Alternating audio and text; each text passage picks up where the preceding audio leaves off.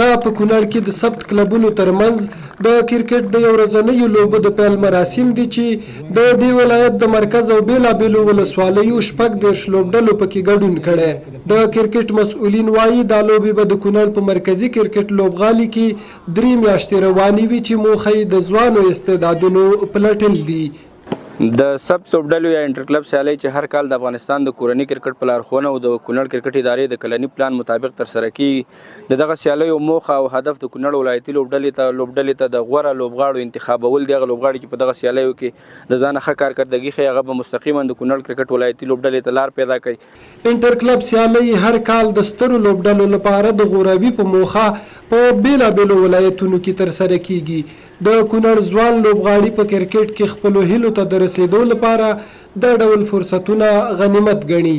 د انټر کلب چې دی دا د ځوانانو لپاره ډیر مهم دی ځکه چې اولنی سیالۍ دا دی د ځوانانو لپاره چې دې ځای نه ولوبېږي خپله کارکردګي او خپل استعداد ښکاره کړي.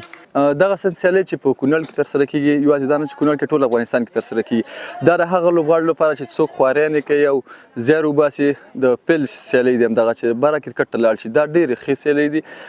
د دې لپاره چې ته مخکې لاړ شې مخکې کرکټو کې باید دا سیالۍ ته وکړي دا د کرکټ شروع سیالۍ همدا دي.